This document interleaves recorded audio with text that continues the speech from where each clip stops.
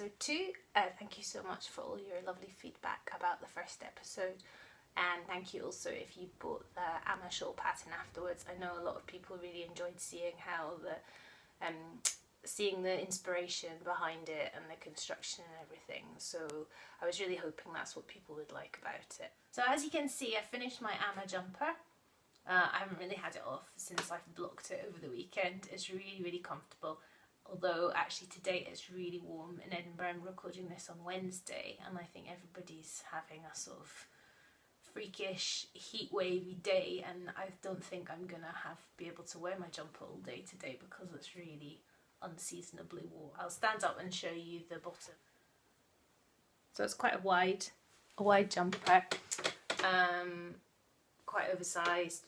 The sleeves are fairly loose up at the top, but they come to a fairly narrow cuff. And if you were interested in test knitting, just get in touch. That's probably not going to be coming up until maybe November time. Maybe you knit a lot of holiday Christmas knits, so that might not be a great time for you, but if you were interested, you could either contact me through my website, which is maddieharveydesigns.com, or you could send me a DM on Instagram. So the Amma jumper is a double knit weight, and you need probably one skein for the contrast, and the rest of the jumper would be done in either one colour, or you could go for a colour block effect like I've done here.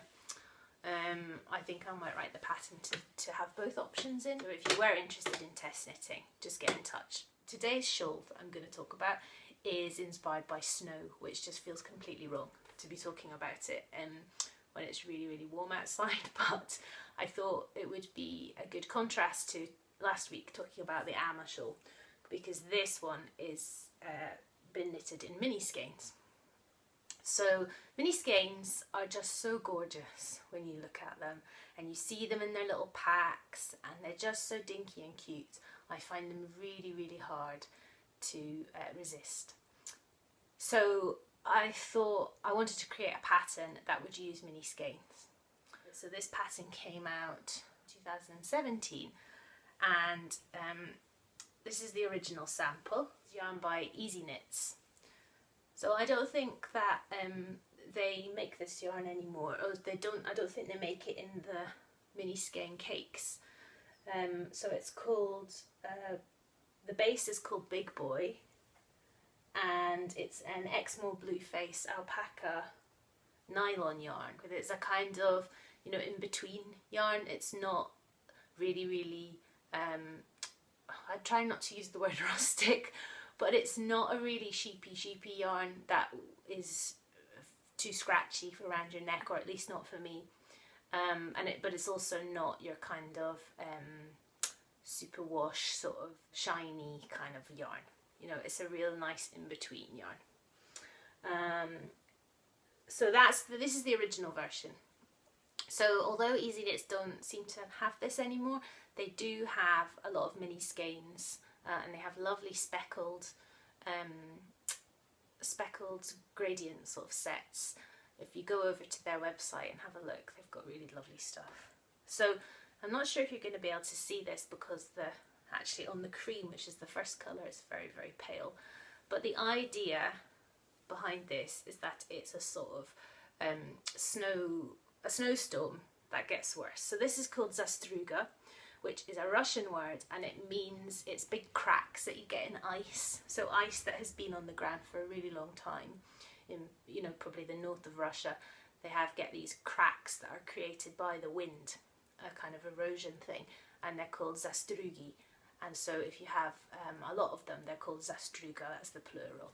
So some people have said to me, how do you pronounce it? Well, what I do is put on an accent like you're, you know, a Bond villain, a Russian Bond villain, and say Zastruga, okay? And just say it with some conviction and it'll sound like that's how you pronounce it. So this is Zastruga, and it's a snowstorm. So it's textured stitches.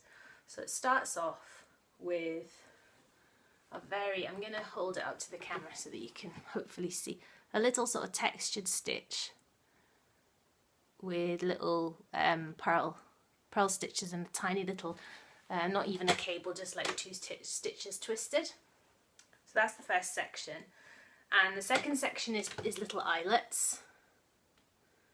So it's like the snowflakes are getting bigger. The third section is bubbles. It wouldn't really be one of my designs if it didn't have bubbles in it.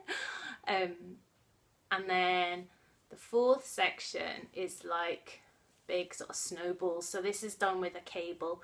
You know the honeycomb sort of cable? It's on my hat pattern and a slice of honey. So this is them, and they look really different. They're much more subtle when you've got the stocking stitch background than if you have them all sort of clustered together or on a reverse stocking stitch background, which you would usually have. And then the fifth section is some old Shawl lace. It's a bit like feather and fan. So that's supposed to be a bit like the snow is lying on the ground. And the shape is a sort of elongated triangle.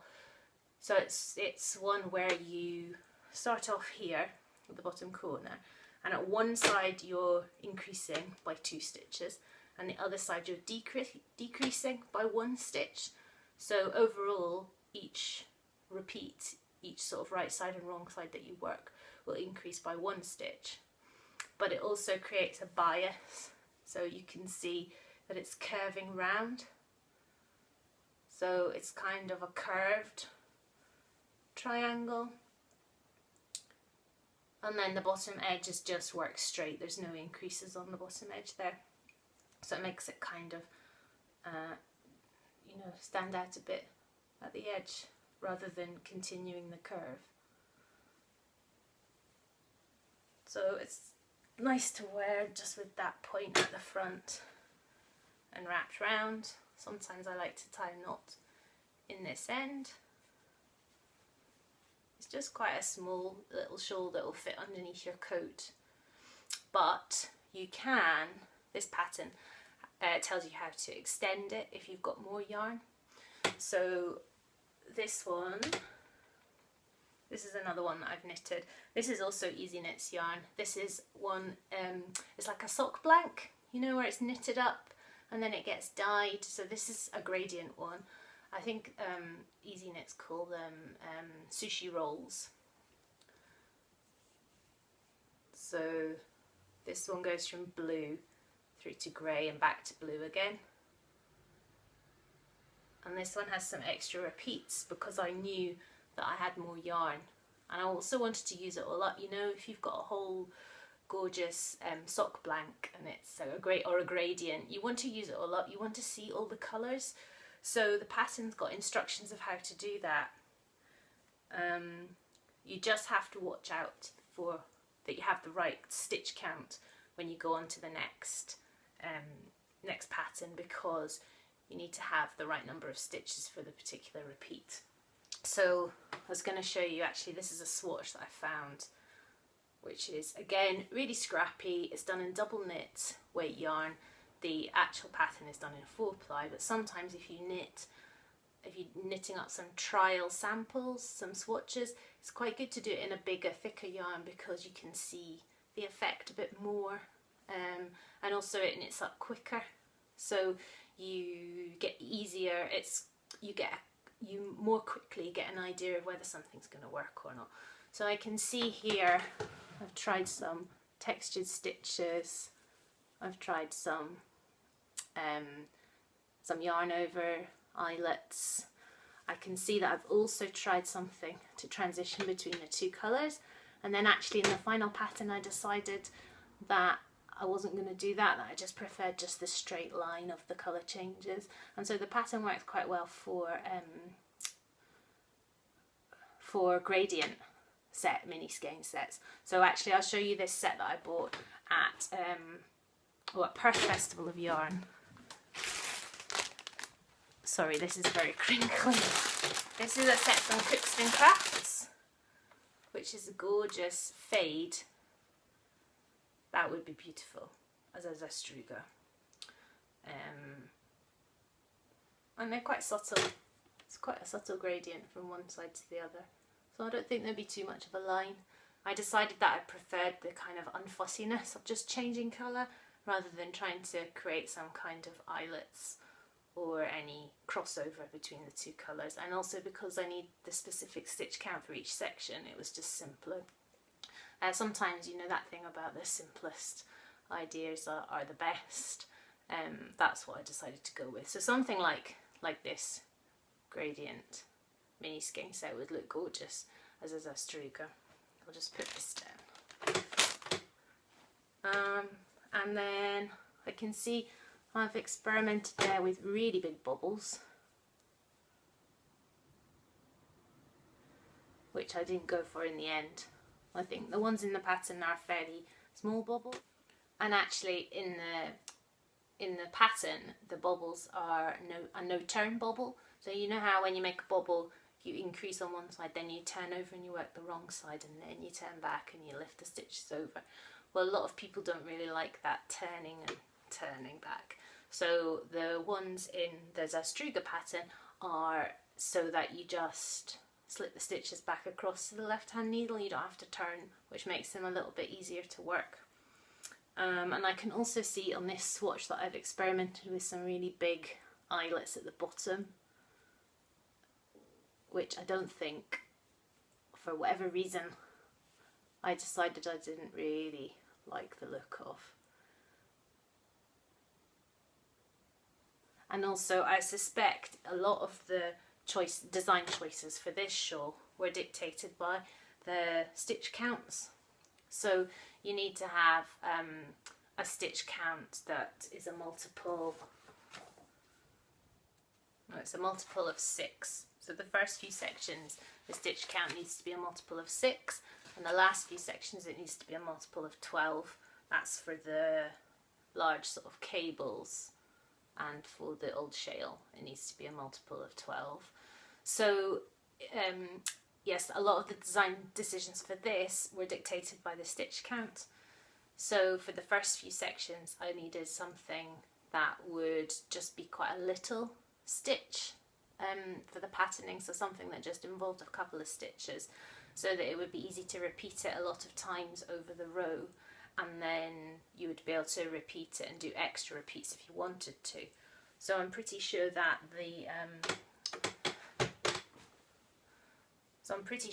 the gradient version has got an extra repeat of the first 2 or 3 sections, and then I know that it's got extra repeats of the old shawl at the bottom, which is just beautiful in the gradient. Just such an effective stitch pattern, with the little garter ridges. It's just gorgeous.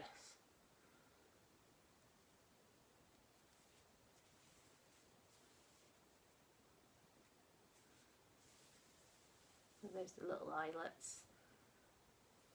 It's just very simple, but sometimes you need simple.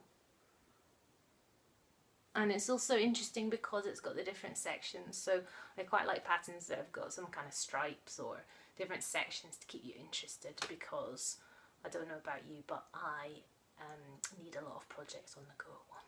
Otherwise I get a bit bored.